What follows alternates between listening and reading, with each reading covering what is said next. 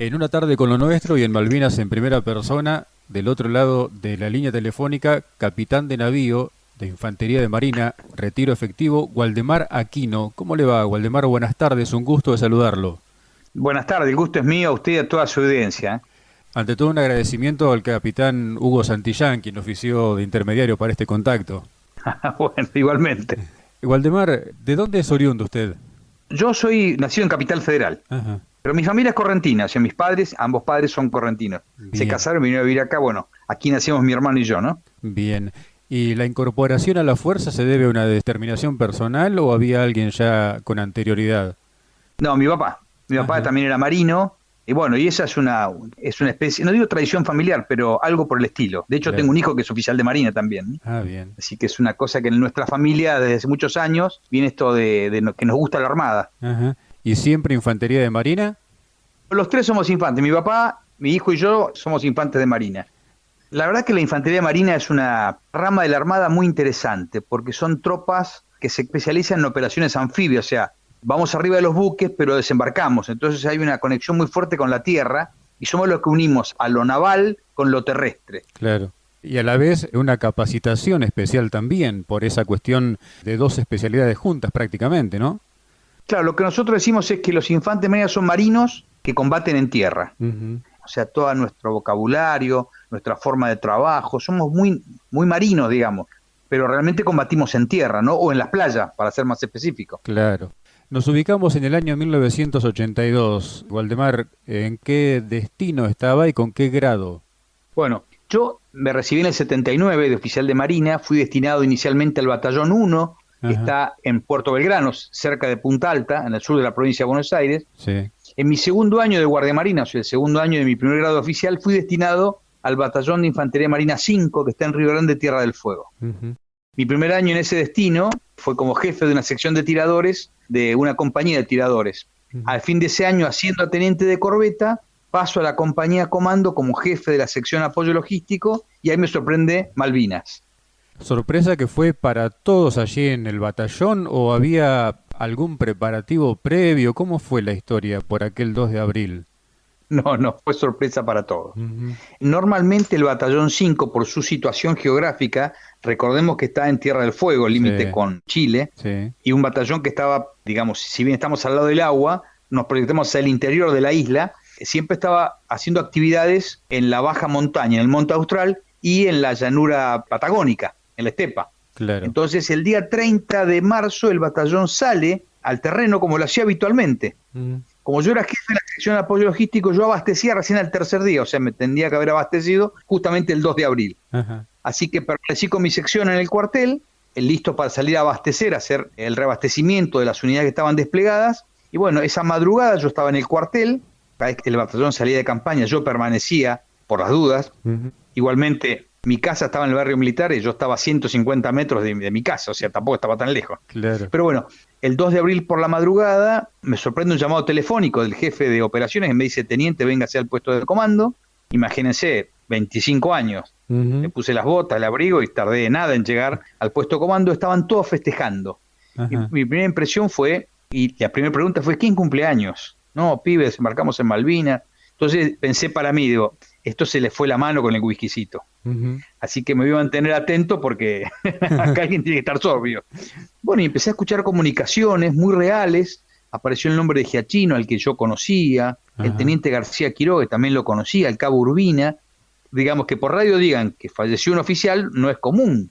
Que hay 2 heridos, tampoco es tan común. No se acostumbra a hacer eso. Claro. Me dicen, no, no son comunicaciones reales, esto está pasando ahora. Y ahí empecé a tomar conciencia de lo que estaba pasando. Así que acepté el vasito de whisky, ¿eh? Reconozco que Me para imagino. festejar en la madrugada del 2 de abril. Me imagino. Y hay una mezcla entre sentimientos de por qué yo no estoy ahí, Ujú. porque mi batallón 1, o sea, donde yo estaba antes, había formado parte de esta fuerza de desembarco. Entonces esa sensación de, che, ¿por qué no me tocó a mí? Claro. Y una sensación de sana envidia a aquellos que sí habían participado. Ujú. Y con las primeras luces del día empezaron a ordenarnos que nos preparamos porque íbamos a recibir a toda la gente que había estado en Malvinas y a recibir al batallón que también estaba de campaña. O sea que a las 10 de la mañana el batallón era un hervidero de gente. Claro. Los que regresaban del terreno que no sabían nada, porque todo esto se mantuvo muy en secreto, Cuando se operaba por radio y con mucha discreción, así que iban llegando y nadie sabía qué estaba pasando. Luego empezaron a llegar los primeros aviones con la gente que venía de Puerto Argentino.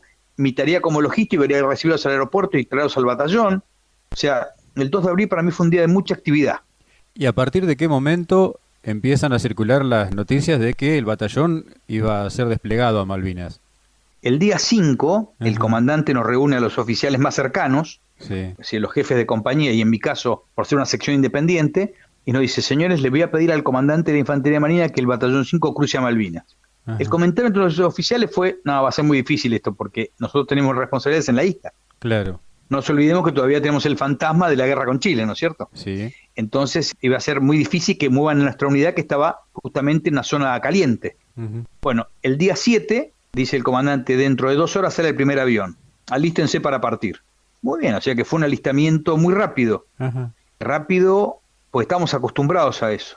Independientemente de la rapidez, a mí en particular me ordenan preparar 30 días de víveres y 10 días de munición. La verdad que nunca me imaginé el volumen y el peso que era todo eso. Claro. Así que alisté 11 camiones, armamos lo que llamamos depósitos multiclases, es decir, en cada camión colocamos el piso con la munición variada, arriba le colocamos raciones de combate, arriba equipo que llevamos mucho equipo para reponer, bota, abrigo, ropa interior, todo ese tipo de cosas que uno gasta. Entonces preparamos esos 11 camiones para, en cuanto nos ordenen salir, salimos y vamos a cargar los aviones sin demasiada demora. De hecho, lo hicimos así. Armamos todo un plan de embarco. Los infantes de marina estamos acostumbrados al plan de embarco, o sea, embarcarnos con todo a bordo. Sí. Siempre lo hicimos en buques, nunca en aviones, pero la forma de hacerlo es muy parecida. Ujú. Así que me fui al aeropuerto con mis 11 camiones y empezamos a cargar aviones. Entonces en cada avión salía tropa y salía abastecimiento. Ajá. En el primer vuelo salió mi segundo jefe de sección, que era un oficial de intendencia, el entonces guardia marina Pellegrino, salió como escalón adelantado, y bueno, yo le fui mandando todo y en 3 días cruzamos 760 hombres y más o menos 60 toneladas de abastecimiento. ¿Y cómo se calcula el volumen de material a transportar? Porque es muy variado, usted nos decía, tanto munición como equipo de... Bueno, es fácil, es fácil. El problema de los aviones no es el volumen, sino es el peso. Sí, Los cajones de munición tienen un cartel que dice cuánto mide y cuánto pesa. sí. Entonces armamos en tierra unos pallets, la Fuerza Aeronaval tiene pallet de aluminio, Ajá. lo colocaban en el piso, cada pallet tenía 2.000 kilos, así que con el peso del cajón de munición hacíamos un piso de más o menos 1.000 y pico de kilos y arriba lo completábamos con raciones que también sabíamos el peso. Y las bolsas de equipo pesamos una y la teníamos de, digamos, bolsa patrón, entonces Sí. sabemos que cada bolsa pesaba X cantidad de kilos. Entonces armamos pallets de 2.000 kilos, venían la Zampi móvil, lo cargaba arriba del avión con mucha rapidez. Ujú. A todo esto, la que me asistiera mi señora, mi esposa, yo la recién casado, así que Ajá. se vino conmigo al aeropuerto, se instaló conmigo Sí. y era mi operadora calculadora. O sea, cada vez que armábamos un pallet, ella me calculaba, sumaba cuánto peso teníamos, Sí. y bueno, paramos en los 2.000 kilos y fue muy ágil. En poco más de 2 días cargamos las 60 toneladas de abastecimiento y los 700 hombres, y en el último vuelo ya no quedaba más nada, así que un beso a mi esposa y partí a Malvinas, ¿no? Después de 2 días de intenso trabajo. Y el cálculo en cantidad, digamos, munición, ¿cuánta munición llevo para cuánto tiempo? Nosotros calculamos 10 días para todas las armas. Ajá. Hay un cálculo que después en combate no resultó ni ahí, ¿no? Claro. Pero hay unas planillas, unas tablas, que se decía cuánto se consumía por día. Por ejemplo, un tirador con el fusil FAL consumía 100 tiros, Ajá. un fusil pesado 170 y una ametralladora 2.000 tiros por día. Ahora, eso es para calcular, o sea, yo multiplicaba la cantidad de fusiles Sí. por 100 por 10 y me daba un número. Eso es lo que yo llevaba, 10 días de munición Ajá. en tiros de 7.62. Sí. Hacía lo mismo con los fusiles pesados, hacía lo mismo con las ametralladoras, con los morteros, entonces no era difícil el cálculo. Bien. Ahora, impresionante lo que eso pesa y el volumen que tiene, ¿no? Tremendo. Nunca me había imaginado, claro, porque en La Paz uno trabaja mucho con tabla, mucho con planeamiento, pero es difícil mover semejante cantidad de munición, porque no es habitual. De hecho, los polvorines quedaron para bailar, no quedó Claro. ni una bala, ¿eh? Claro. Nos llevamos todo. Y en el momento de la verdad, o sea, en los combates finales, esos cálculos que hicimos no eran ni cercanos. Ujú. En una noche consumimos la munición de morteros que era para 10 días. Claro. Tiramos 800 tiros de morteros de 106,6 en una noche. O sea, eran 80 por día y en una noche nos consumimos toda la munición. O sea, Sí. uno Sí. calcula en La Paz, pero en realidad la guerra después tiene otros parámetros que no se acercan a la realidad, ¿no? Y la ametralladora pesada en una ráfaga tira 1000 tiros. Por eso, la MAC tira 900 tiros por minuto, Claro, ¿sí? El cálculo era 2000 tiros por día, o sea, claro, en 2 minutos nos quedamos sin munición. Llevamos 10, entonces en 20 minutos nos quedamos sin munición. claro, claro. O sea, el consumo fue mucho mayor del esperado. Y otro problemita que después lo viví en carne propia, Ujú. uno tiene el dedo caliente, ¿no es cierto? No es de a tiro como en la paz, que uno tira en un polígono, Sí. que va regulando la munición. Cuando empieza el tiroteo, fuego libre, ¿no es cierto? Ujú. Mientras de ahí uno consume mucho más de lo que se prevé. Seguro. Los aviones cargados. Se cruza a Malvinas y en el aeropuerto de Puerto Argentino había que descargar todo eso. ¿Y cómo se hizo eso? Claro, bueno, mi segundo problema. Ajá, Claro, yo mandé a mi guardia marina, el oficial que me seguía en antigüedad, con el primer escalón. sí, Y él iba recibiendo lo que yo le mandaba y lo apiló en el aeropuerto. Cuando ajá, llegué en el último vuelo me encontré con 60 toneladas de abastecimiento en la pista, claro. o sea, en el costado de la pista. ¿Y cómo llevamos todo esto? Bueno, milagrosamente aparecieron 3 camiones Unimog y un jeep del ejército. Ajá, Nunca supe cómo aparecieron esta gente. Después de 38 años, en una charla con nuestro doctor, con el doctor Abete, que había ido también en eso, se había cruzado con un compañero del liceo militar ajá, que era jefe de un batallón de ingenieros. Y él le mandó los 3 camiones que tenía. O sea, las cosas de la vida, las casualidades. claro, Entonces, a mí me habían ordenado moverme unos 7 kilómetros más o menos del aeropuerto para llevar 60 toneladas de abastecimiento. Imposible. Entonces, con claro. estos 3 camioncitos empezamos el peregrinaje. Son camiones chicos, llevan Sí, 3/4 toneladas, o sea, son chiquitos. sí, Así que en el primer viaje cargamos los 3 camiones, fuimos con el jeep y en el camino encontramos un camión de los Royal Marines, un Bedford, ajá, enterrado. Un suboficial que iba conmigo, que era motorista, me dice, jefe, ¿puedo bajar? Digo, sí, por favor. Lo desembarqué, yo seguí viaje, desembarcamos en el lugar que teníamos que desembarcar, este primer viaje, digamos. De regreso, lo encuentro y me dice, el camión arranca, pero está muy encajado. Así que hicimos con los 3 Unimog, pusimos las cuartas, hicimos como si fuera un trencito, sí, le pegamos el golpe y en un golpe solo salió de la varadura, pues estaba muy enterrado, pero ajá. salió fácil. Y a partir de ahí fui dueño de mi primer camión, el Bedford.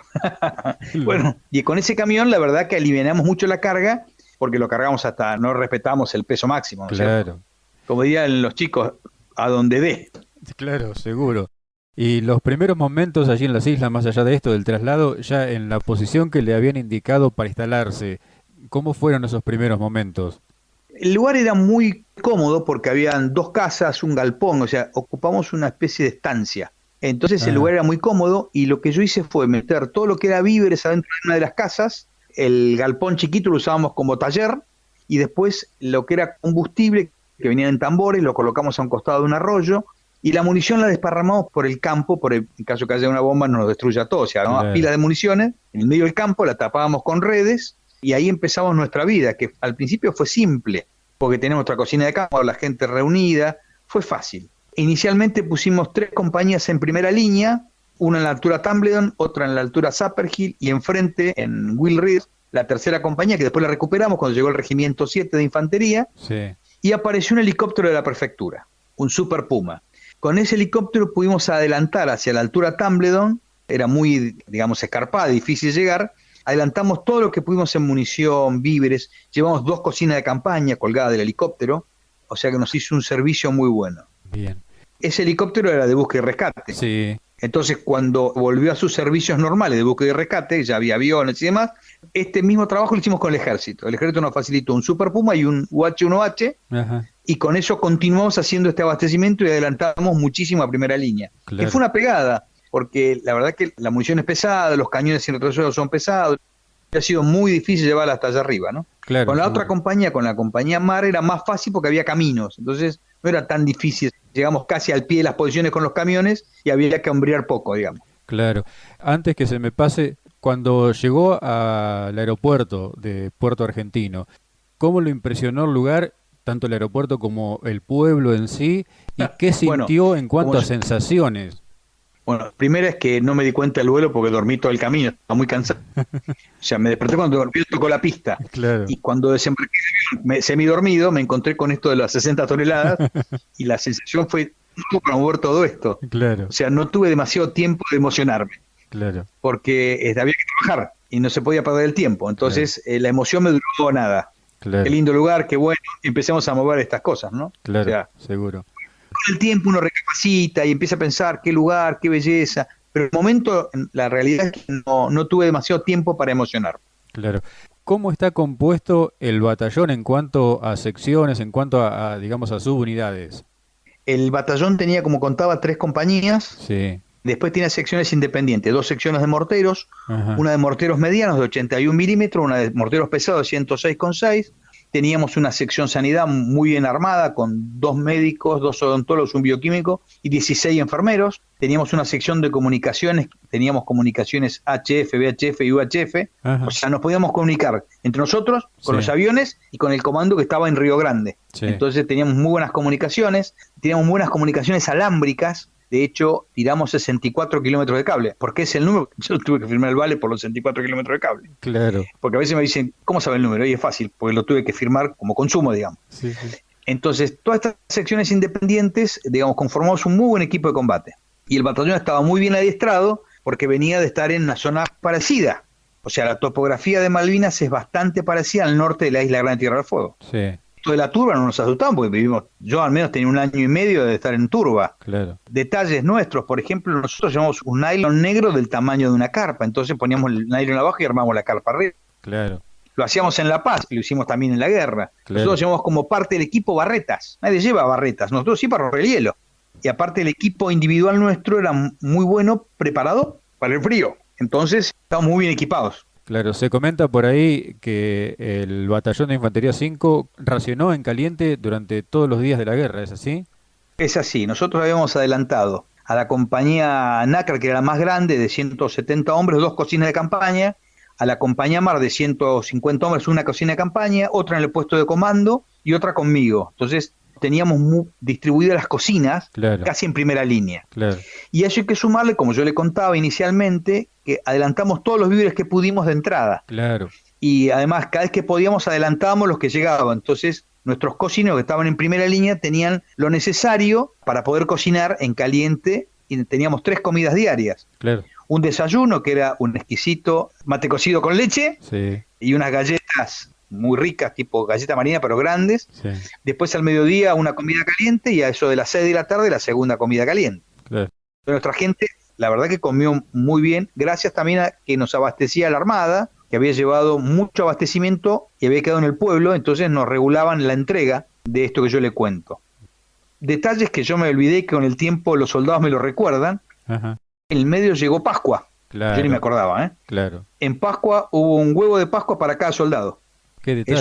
Eso fue qué detalle, yo me había olvidado el tema. Sí. Pero la gente de Río Grande nos mandó huevos de Pascua, Qué bárbaro. en número tal que logramos darle uno a cada uno. Después, el 17 de mayo, que es el Día de la Armada, Sí. desayunamos chocolate, como se hace habitualmente en el cuartel. Claro. Porque habíamos llevado chocolate naval, como le decimos nosotros, ¿no? Que viene la bolsita, eso se tira dentro de la olla y se genera, bueno, chocolate. No será como el que hace mamá, pero parece. Seguro. Y un detalle que lo tengo en la memoria, ¿no? El día 14 de junio, que fue el combate final, imagínense lo que era el último combate, fue muy sangriento, fue terrible. Mucha bala que va y que viene, mucho grito, todo el mundo en combate grita, no sé bien por qué, me imagino que para infundirse valor. En medio de este combate, alguien me toca la pierna. Imagínense, yo tenía colocado unos teléfonos que llaman cabeza-pecho para manejar las ametralladoras que tenía a cargo, y de golpe me tocan fuerte la pantorrilla. Chau, se me acabó la vida. No, era nuestro cocinero, que traía un tacho con chocolate. No. O sea, mi sección de desayuno el 14, chocolate caliente. Qué bárbaro. Qué bárbaro. No puedo estimar la hora, pero era de noche, así que serían... No sé en qué momento la hizo tampoco. Qué bárbaro. El mes de abril, imagino, como nos han contado por ahí de otras unidades o otras fuerzas, fue relativamente tranquilo, si se cabe la palabra, allí en Malvinas. ¿Es así para ustedes también? ¿Cuándo empiezan a sentir más de cerca esta situación de la guerra? Hasta el 1 de mayo Sí. fue una preparación, o sea, era rutina. Hablábamos todo temprano, hacíamos nuestra tarea, armábamos las posiciones, los planes de fuego. Yo como logístico me encargaba de que esté todo funcionando, que llegaran los víveres donde tenían que llegar. Otro tema es el agua, que es complicado. El agua, Sí. imagínense, el agua tiene que ser buena, porque si no la gente se descompone. Pues todo ese tema lo venimos haciendo. El 1 de mayo a la madrugada cae la primer bomba en el aeropuerto. Sí. Bombas de 1000 libras que le tiraban los aviones Vulcan. Sí. Bueno, yo nunca había sentido de este lado el bombazo, siempre lo sentía tirándolo para allá, ¿no? Claro. Así cuando cae la primera bomba, si bien cayó lejos, cayó a 5 kilómetros de mi posición, parecía que me le habían pegado en la espalda, Mm. porque fue terrible. Y así nos despertamos el 1 de mayo. Con las primeras luces aparecen los Sea Harrier. Claro. Yo tenía conmigo 6 ametralladoras 12,7. Son ametralladoras pesadas que se usan para defensa de la zona de apoyo logístico, pero tiene una pequeña capacidad antiaérea porque, digamos, el afuste permite que el tubo apunte para arriba y tiene más o menos 3.000 metros de alcance. Por supuesto, le tiramos a los aviones, no, nunca se enteraron, le tiramos, ¿no? Pero le sacudimos todo, sacarse un poco la calentura y todo eso que tiene una persona cuando entra en combate. Claro. Así que el 1 de mayo nos cambió la vida. A la mañana. Esa noche, o sea, la noche del 1 de mayo, recibimos por primera vez fuego naval, o sea, un buque enfrente a nuestro Sí. que empezó a cañonearnos. De hecho, ahí tuvimos nuestro primer muerto, el conscripto Cavigioli, Ajá. y tuve mi primer herido. Él estaba en el Pozo de Zorro, un tiro de artillería explota y una esquirla le pega en el cargador de fusil. El cargador explota y le baja 3 dientes. Ajá. Inicialmente pensamos que era muy grave porque la cara sangra muchísimo, y de noche y con toda la adrenalina que circula, pero cuando le sacamos la sangre de la cara y el tipo sonrió, nos dimos cuenta que le faltaban los dientes y nada más. Claro. Lo mandamos al hospital y lo recuperamos a los 2 días porque la boca cicatriza muy rápido. Sí, sí. Después en La Paz me encargué que le hagan la dentadura nueva. Muy bien. O sea, lo devolvimos a la sociedad con los dientes puestos. Este joven lamentablemente falleció hace unos años de muerte natural, Ajá. pero hace unos 7, 8 años para atrás tuvimos un encuentro veterano. Y claro, cuando lo encuentro, la emoción de vernos, ¿no? Después de tantos años. Claro. Y le digo, ¿cómo andás de la boca? Me dice, de aquel lado muerdo bárbaro. O sea, hicieron un buen trabajo de recuperarle los dientes que había perdido. Seguro. El 1 de mayo, ahí empieza la guerra en serio, ahí Claro. empezamos a tener la primera baja muerta, ¿no es cierto? Los primeros heridos, la cosa cambió, digamos, drásticamente, Sí. porque ya no estábamos con mucha tranquilidad, ya nos bombardeaban todas las noches, los aviones pasaban todos los días y alguna bombita se les caía en el camino, porque ellos no bombardeaban el aeropuerto, pero entre la ida y la vuelta algo siempre nos tiraban. Claro. Entonces ya empezó otra dinámica diferente. ¿Y eso afectó Ya el- al normal desarrollo de las actividades diarias? ¿En qué sentido? No afectó demasiado, porque seguimos haciendo lo mismo. Ajá. Detalles. Nunca más me saqué el casco, ni yo ni ninguno de mis que estaban cerca mío. O sea, Ajá. cambiamos nuestra rutina, mejoramos nuestras posiciones, Ah. cada uno hacía el pocito cada día un poquito más profundo. Digamos, empezamos a prepararnos para lo que nos venía. Claro. Y empezamos a acostumbrarnos a vivir con esto de los cañoneos, a vivir de noche que nos bombardeaban. Empezamos a sentir dónde caían los proyectiles, a entender un montón de cuestiones que antes no lo habíamos sufrido, ¿no es cierto? Claro. Pero la moral se mantuvo muy alta, siempre, la verdad que tuve la suerte de tener hombres de hierro, independientemente de la edad, ¿eh? Porque nuestros soldados, que eran jóvenes de 19 años, realmente eran verdaderos hombres, ¿no? Que se Sí. comportaron como debían comportarse, junto con los suboficiales, que eran más grandes. Sí. O sea, yo tenía suboficiales grandes, cabos y soldados jóvenes como yo, pero todos se comportaron como tenían que comportarse. O sea, siempre tengo palabras de elogio para la gente que me rodeó, ¿no? Eso habla de una buena formación en cuartel en tiempo de paz, seguramente. Sí, el año 81 el batallón tuvo un muy buen adiestramiento. Nuestro comandante, el capitán Roballo, que siguió siendo durante el 82, era una persona que no respetaba el clima. Si nevaba o llovía o lo que sea y estaba planificado, salíamos igual. Claro. Y hacíamos instrucción con munición de guerra, o sea, siempre al borde de todo. Sí. Entonces, eso de llevarnos al borde todo el tiempo hizo que en el 82 no sufriéramos la diferencia. O sea, había gente muy preparada. Y otra gran ventaja que tenía la Marina es que en esa época incorporaba en 5 tandas la clase que le correspondía al servicio militar. Sí. Significa que cada 2 meses ingresaba un grupo nuevo de soldados. Ujú. Nosotros fuimos a Malvinas con la 4ª tanda del año de la clase 62. Claro. Que tenía menos instrucción, había ingresado a la Marina en agosto del año 81. Septiembre, Claro. octubre, noviembre, diciembre, enero. Tenían 7 meses u 8 de instrucción, el que menos tenía. Claro. Y la primera tanda, estos jóvenes que estaban preparándose, ya habían cumplido sus 14 meses de servicio militar, estaban listos para venir al continente, nos sorprende la guerra, y ellos mismos quedaron como voluntarios. De hecho, la mayor cantidad de bajas son de la primera tanda, o sea, pagaron un tributo muy alto de sangre. Estos jóvenes que ya habían cumplido su servicio militar, Claro. y que, Claro. insisto, estaban vestidos de civil para irse.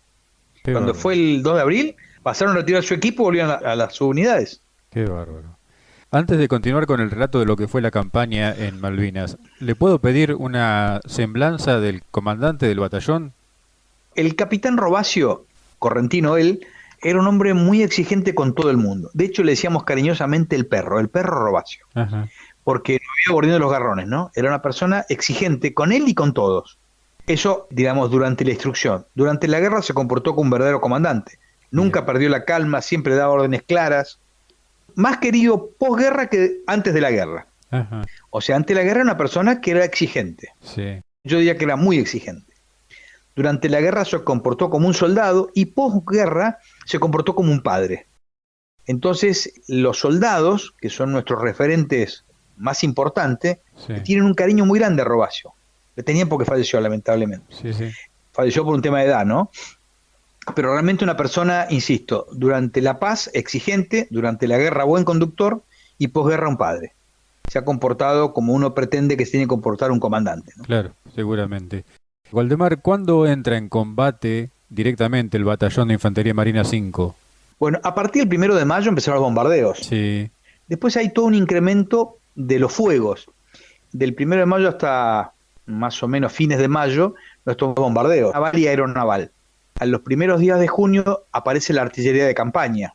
claro. ¿Cuál es la diferencia? Los buques tienen un solo cañón y van tirando por zona, o sea, hacen fuego de perturbación. Sí, En cambio, la artillería de campaña son 6 cañones por batería. sí, Entonces la masa, imagínense, lo que son 6 proyectiles juntos de 155 milímetros, el daño que hacen. sí, sí. Entonces, cuando vino la artillería de campaña, la cosa se puso más difícil porque la masa de los fuegos era mucho más grande.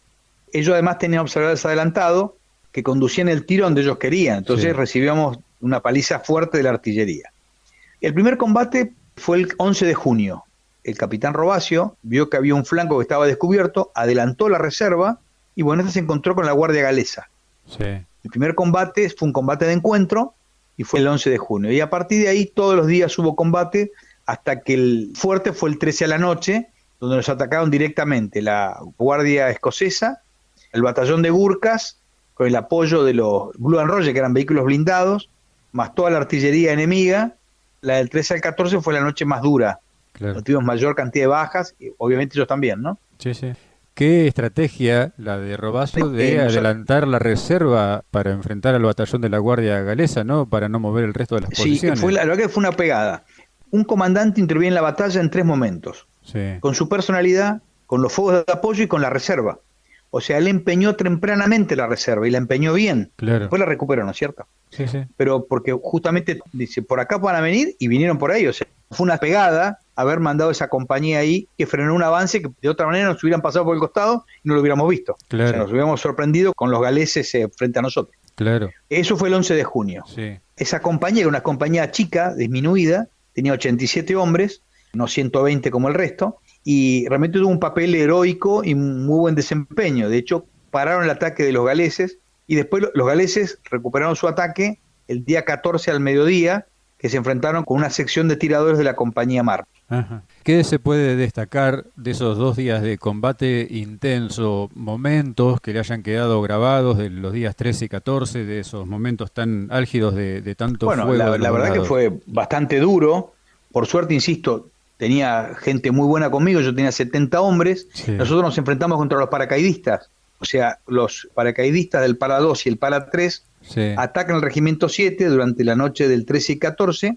Esa zona, digamos, cae. Y yo que estaba en retaguardia quedé en primera línea. claro. Entonces, la noche del 13 al 14 nos enfrentamos, mi sección, contra estos 2 regimientos de paracaidistas. Y representamos batalla y le dimos duro también, o sea, fue un combate bastante parejo. Y tuvo una sola baja, lamentablemente, el suboficial Juárez, que falleció el 14 de la mañana, y no tuve más bajas, gracias a Dios. Usted me está contando de combates el 14, avanzado ya el día. Ya para esa altura, en Puerto Argentino, la historia era otra. Sí, la muerte de Juárez ocurrió media mañana, 10 de la mañana, Ajá. por ahí 9:30, 11. Lamentablemente no puedo precisar la hora porque para mí era de día o era de noche. Hay gente que tiene memoria de, yo no. Claro. Yo no puedo precisar la hora, pero digamos, 10 de la mañana, pongámosle, ahí Sí. fue donde cae Juárez alcanzado por artillería. La plaza se rinde más o menos por ahí, Claro. 10, 11 de la mañana. Y el último combate lo celebra el guardiamarina Koch, jefe de la tercera sección de tirados de la compañía Mar, contra la Guardia Galesa, 1 a 2 de la tarde. O sea, nuestro batallón siguió peleando con la rendición ya hecha. No Claro. sabíamos que nos habíamos rendido. Claro. Nadie nos avisó que esto pasaba. ¿En qué momento le llega a usted la notificación del cese del fuego? Cuando amanece, que cae la compañía Nácar, que estaba Sí. en la altura de Tumbledon, mi sección se transforma en retaguardia de combate, que son los últimos hombres. Sí. Cuando pasa la compañía completa, informo y me repliego yo con mi gente, ahí fallece Juárez. Vamos todos a la altura Zapper Hill, o sea, en la Sí. altura Zapper Hill, donde había una compañía de 150 hombres, éramos 700. Entonces el comandante ordena que nos preparamos una tercera línea defensiva en las primeras casas del pueblo. Entonces vamos saliendo por secciones hacia el pueblo y queda en el lugar la compañía Mar, que era la compañía que estaba originalmente ahí. Ajá. Porque era muy difícil moverse, éramos 3 hombres por cada pozo de zorro, no podíamos ni movernos. Entonces, en el camino al pueblo, el segundo comandante, el capitán de fragata Ponce, nos ordena a los jefes los sectores de responsabilidad. Ajá. A mí me tocaba del camino yendo a Puerto Argentino a la izquierda.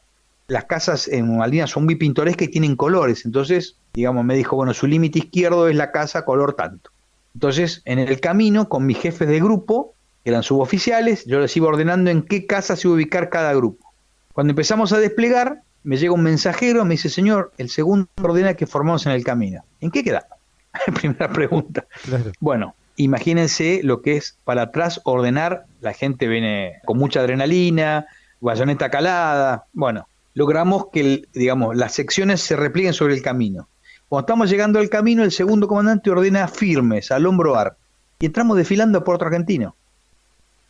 Después de muchos años, las dos personas, él y yo, el segundo comandante y yo grandes, Sí. digo, señor, ¿por qué ordenó esto? Me dice, mire hijo, no tenía otra forma de pararlos. O sea, no se me ocurre otra cosa que hacerlos de entrar desfilando, no para festejar nada, sino para que se calmaran. Claro. Fue una forma militar de calmar a las bestias. Claro. Y la verdad que lo logró con éxito. Porque nosotros mientras estábamos desfilando escuchábamos los tiros atrás del guardiamarina Koch, que se estaba defendiendo de los galeses y la sensación era pegar la vuelta. Pero la orden era defendernos en el pueblo. Pero mientras todo esto ocurría, al segundo comandante había llegado un mensajero y dijeron, che, paren de tirar que ya nos rendimos. O sea, él había recibido la orden de rendición cuando Sí. entró al pueblo, que ya estaba rendido desde la mañana, pero nosotros no sabíamos eso. Entonces el segundo comandante, el capitán de fragata Ponce, le encontró esa solución para, digamos, entrar al pueblo y parar de combatir.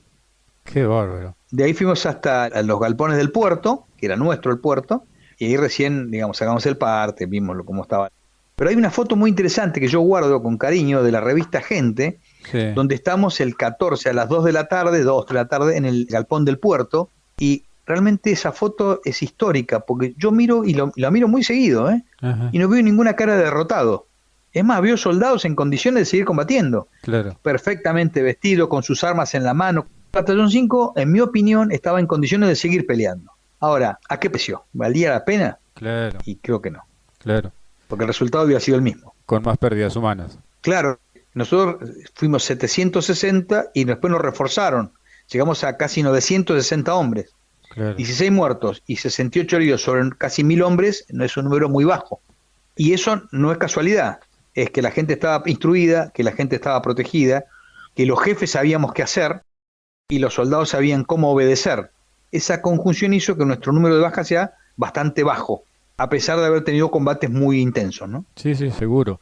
Y aquellos cálculos de los que habló al comienzo en cuanto a cantidad de munición para determinados días, ¿cómo les fue al final de los combates cuando estaban replegándose, cuando entraron desfilando a Puerto Argentino? ¿Qué munición tenían los efectivos del batallón? Muy poca, muy poca. La totalidad de la munición mayor estaba consumida, o sea, Sí. la munición de morteros y de los cañones estaba consumida. Teníamos algunas balas de fusil y no mucho más que eso. O sea, consumimos una gran cantidad de munición durante toda la noche y no había forma de reabastecernos porque consumimos el reabastecimiento. Claro. De hecho, la noche del 13 al 14 hicimos un reabastecimiento de munición de mortero 81 porque el jefe de mortero me estoy quedando sin munición, yo tenía munición en los depósitos, armamos en los ponchos de agua, Sí. tipo linchera, Sí, sí. pusimos la munición y la llevamos al lomo de hombre. Le acercamos toda la munición que teníamos al jefe de los morteros, que también la terminó consumiendo. Claro. O sea, el abastecimiento final fue como en la época de los romanos, ¿no? Sí, sí. Con gente con los ponchos, con la munición en el hombro y le dejamos al pie de los morteros y pegábamos la vuelta. Lo mismo hicimos con los ametralladoras pesados, o sea, nos quedamos sin munición realmente. La Claro. poca que teníamos era munición de fusil. Claro. Pero bueno, bien consumida estaba, ¿no? Dicen los ingleses que el 50% de los heridos que tuvieron cuando se enfrentaron al batallón 5 fueron por heridos de fusil. Ajá. He dicho por ellos, ¿eh? Es una referencia. Claro, la pucha. Para mí es importantísima. Muy. Porque están reconociendo que, digamos, hubo combate cercano. Sí, sí. A eso apuntaba la siguiente pregunta. Usted me decía, previo a ese momento de que se los hacen columnar para entrar desfilando, que venía el personal a bayoneta calada.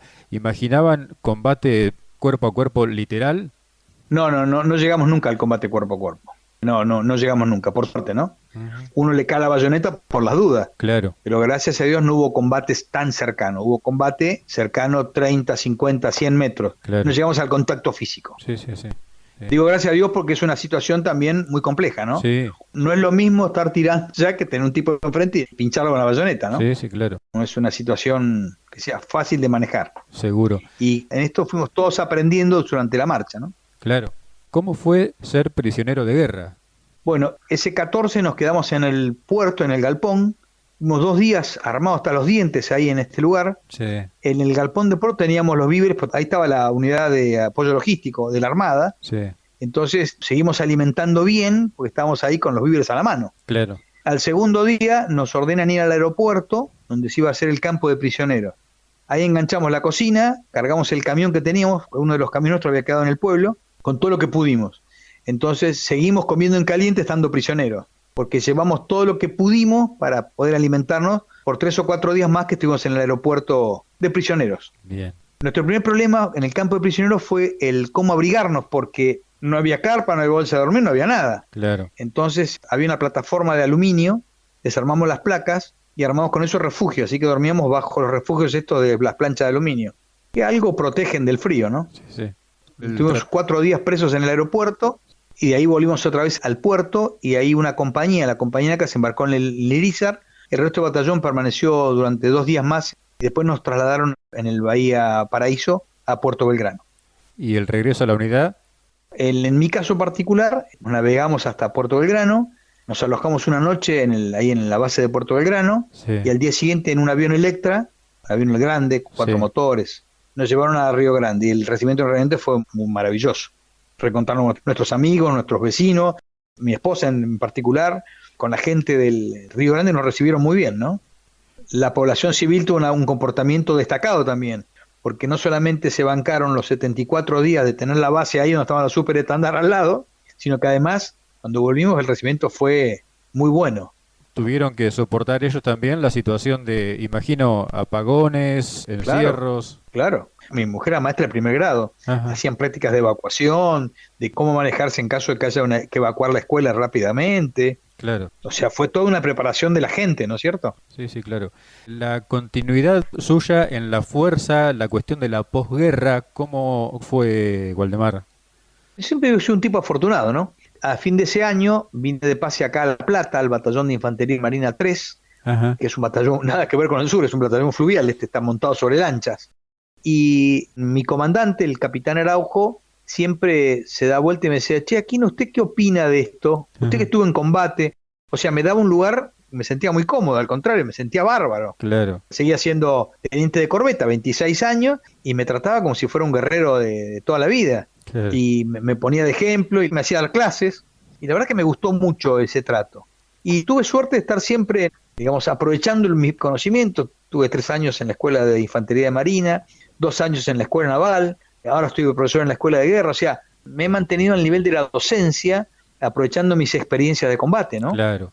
Importante, muy importante. Al menos para mí sí. Sí, sí, Me ha permitido transitar por esta carrera en una forma muy cómoda y siempre en la Marina se destacan los veteranos de guerra, en los que estoy incluido, ¿no? claro. Hay una anécdota por ahí de un soldado herido que transportó en un jeep sin frenos. ¿Puede ser? Ah, sí, es cierto. Bueno, justamente hoy fui a almorzar al centro naval y me encontré con el dueño del jeep. Cuando que entramos desfilando, que yo le contaba, Sí, veo llegar a un soldado muy malherido. Eran 4 soldados en un poncho de agua. Y había que atenderlo rápido porque se nos moría. sí, Entonces, justo al entrar al pueblo, lo encuentro al teniente Anaya, compañero mío también, piloto sí, de helicóptero, sí, y tenía un jeep en la puerta. Le digo, necesito el jeep, porque este pibe se nos muere. Y me dice, mira que el jeep no tiene freno. No importa, me lo llevo igual. Lo cargamos en la caja y salimos. Salí como los bomberos, ¿no? Con el jeep. La verdad que estaba muy mal herido. Cuando llego al hospital, toco el freno y realmente no tenía, o sea, era vacío. Digo, bueno, al grito de agárrense, lo cordoné al jeep y lo terminé contra un poste. Total, ya estábamos perdidos. En el tema no lastimaron más nosotros. Claro, Cuando llegamos ahí, el hospital era un espectáculo dantesco, ¿no? me imagino. En los hospitales de combate, cuando uno ingresa, hay un clasificador. Bueno, todos los médicos estaban metiendo mano en los heridos, así que los clasificadores eran los odontólogos. Ajá, Y había un odontólogo nuestro que era el que clasificaba. O sea, era Dios, este entra y este no entra. A ese nivel, ¿eh?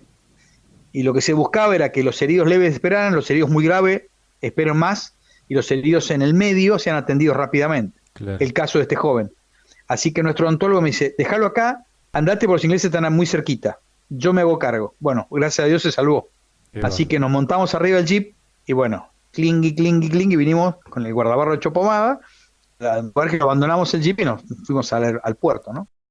Waldemar, como balance de lo que fue la actuación del Batallón de Infantería de Marina 5 allí en Malvinas, uno puede quedarse ustedes, los oficiales responsables de la tropa, con la sensación del deber cumplido. Sí, por supuesto. Pero no solamente los oficiales, ¿eh? Todo el conjunto del batallón actuó como uno espera que actúe. Bien, Entonces, desde el último soldado hasta el comandante, en mi opinión, humilde, todos hicieron lo que tenían que hacer. Y como siempre digo, hicimos lo que pudimos con lo que teníamos. claro, Y yo creo que el resultado fue bueno, no por nosotros, sino porque el enemigo lo reconoce. claro, Y eso es el mejor premio para un soldado, que el enemigo reconozca nuestra labor. O sea, claro, que no le fue fácil, no claro. le fue fácil. Independientemente de eso, lo bueno que tenemos es que nos mantenemos muy unidos. Pasaron unos años, yo diría que 10, 15 años, que hubo mucho silencio entre nosotros. Pero a partir de eso empezamos a juntarnos y creamos una cofradía entre nosotros muy interesante. De hecho, yo he pasado más de un 31 de diciembre con soldados, festejando el fin de año. Ajá, Nos juntamos una vez cada tanto en algún lugar, nos hemos juntado en Río Grande 3 veces, en Escobar, acá en la provincia de Buenos Aires, en Diamante, en Entre Ríos, en Villa Ángela, Chaco, en Posadas, Misiones, y hemos tenido reuniones por todos lados con soldados y con suboficiales y con oficiales, recordando estos momentos, o sea que claro. esa cofradía se mantiene, gracias a Dios, estamos muy unidos. Siempre hay alguno que se pierde, ¿no es cierto? Sí, sí, Porque en esto que uno va creciendo en su profesión o en su familia, se dedica a otra cosa y por ahí, pero en general casi todos estamos muy unidos de poder juntarnos, de integrar familias, sí, sí, ¿eh? claro, Porque ahora ya estamos viejos, vamos con señora, vamos con hijos, algunos vienen con nietos. claro. Realmente es una bendición el poder tener esta unión post Malvinas. Yo tuve la suerte en el 2004 de haber sido comandante del 25, o sea, yo regresé al batallón Ajá, y me vinieron a visitar casi 30 soldados con familia, o sea, fue una reunión hermosa en el cuartel y a partir de ahí muchos de ellos todos los años regresan a pasar el 2 de abril a Río Grande. claro, seguro. ¿Ha tenido la ocasión, ha visitado Malvinas nuevamente después de la guerra? No, tuve tentado varias veces, pero tengo una sensación rara con Malvinas. La primera es que tengo mucha memoria de lo que pasó y no quisiera volver a encontrarme con un panorama diferente. Ajá, Ese es el primer motivo. Después ahí por ahí andando vuelta, que me sellen el pasaporte como extranjero, tampoco me gusta mucho. Tengo un sentimiento raro ahí. Pero digo, me han tentado porque hasta tengo presión familiar para volver. ajá, Y hasta ahora no me han convencido.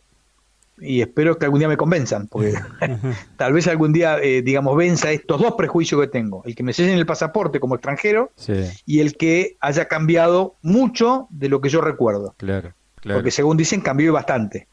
Como tengo mucho recuerdo de los lugares que yo estuve, y por mi función, yo me movía mucho, o sea, andaba con el chip para todos lados. sí, Entonces, tengo memoria de lugares, tengo memoria de todo lo que pasó, y llegar y encontrar que no está donde tiene que estar, y me va a causar una sensación, creo yo, ujú. por ahí es todo lo contrario. Pero bueno, esas son las dos excusas que pongo para no ir. Licenciado en Sistemas Navales del Instituto Universitario Naval, profesor de nivel secundario y superior de la Universidad del Salvador, especialista Sí, en de la Derecho USAL. Internacional Humanitario de la Universidad Católica, especialista en Derecho del Mar del Centro de Estudios Estratégicos de la Armada Argentina, una vida entregada al servicio de los demás, Waldemar. No sé si lo demás, pero lo hago porque me gusta, ¿no es cierto? Ujú, Creo que la docencia es un lugar donde me gusta, me siento cómodo. Me siento cómodo porque enseño lo que yo sé y aparte me he perfeccionado en varios aspectos, entonces me muevo como pez en el agua en el aula. bien. Mirando para atrás, cuando estaba por ingresar por primera vez a la Escuela Naval y desde este 2021 corresponde un Bravo Zulu para su desarrollo. Sí, por supuesto. Yo he tenido una carrera, 37 años en servicio, he tenido los mejores cargos que se puede tener dentro de mi especialidad y de mi escalafón. Creo que he tenido una vida militar intensa y la he vivido con profundidad, porque lo que hago lo hago con intensidad y con gusto. Y la Marina me ha dado esto de hacer lo que me gusta y que encima me paguen.